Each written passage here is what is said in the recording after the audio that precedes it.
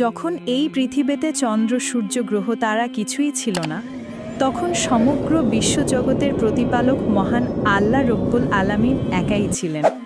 অতঃপর আল্লাহ রব্বুল আলামিন কলম সৃষ্টি করে কলমকে আদেশ করলেন, হে কলম তুমি লেখো। এই আদেশ পেয়ে কলম বলতে লাগলো, হে আমার মাবুদ, আমি কি লিখব?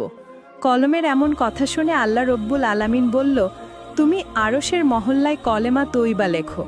এই আদেশ পেয়ে কলম 400 বছর ধরে লা ইলাহা ইল্লাল্লাহ লেখা শুরু করলো। যখন 400 বছর অতিক্রম হলো, তখন আল্লাহ রব্বুল আলামিন আবার জিজ্ঞেস করলেন, হে কলম তুমি কি লিখেছ বলো? তখন কলম বলল, হে আল্লাহ, আমি তো শুধু লা ইলাহা ইল্লাল্লাহ লিখেছি।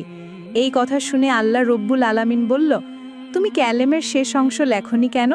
তখন কলম ভয়ে কাঁপতে কাঁপতে বলল, হে আল্লাহ, আপনি পাক পবিত্র, আপনি এক অদ্বিতীয় আল্লাহ, আপনি ছাড়া তো কোনো উপাস্য নেই। এই নামের পেছনে কোন নাম লিখব তা আমার সাহস হচ্ছিল না। তখন আল্লাহ রব্বুল আলামিন বলল, হে কলম, লা ইলাহা ইল্লাল্লাহের পরে আমার একান্ত বন্ধু হাবিব মুহাম্মাদুর রাসূলুল্লাহ এই নাম লেখো। অর্থাৎ লেখো, লা ইলাহা ইল্লাল্লাহু মুহাম্মাদুর রাসূলুল্লাহ। এই কথা শুনে কলম কয়েকশো বছর ধরে এই নামটি লিখতে থাকলো।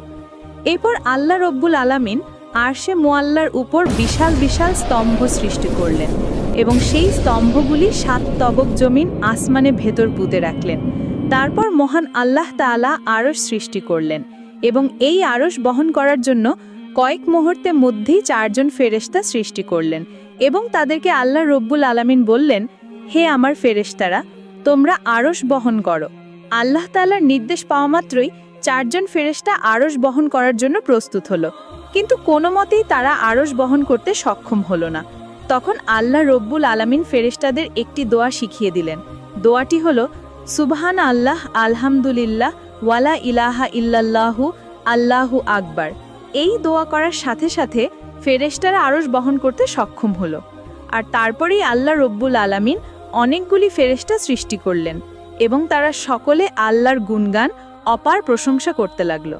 এরপর আল্লাহ রব্বুল আলামিন তার অপার কুদরতে মাওয়ারেদ সৃষ্টি করলেন এবং সেইখানে লাল ইয়াকুব দিয়ে লাওহে মাহফুজ সৃষ্টি করলেন এবং সেইটি আরশের নিচে রেখে দিলেন।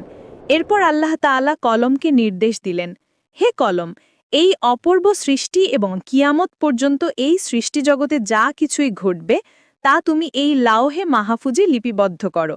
আল্লাহ রব্বুল আলামিনের আদেশ পেয়ে কলম বিসমিল্লাহির রহমানুর রহিম লিখে লেখা শুরু করলেন। একমাত্র আল্লাহ তাআলা এই সৃষ্টি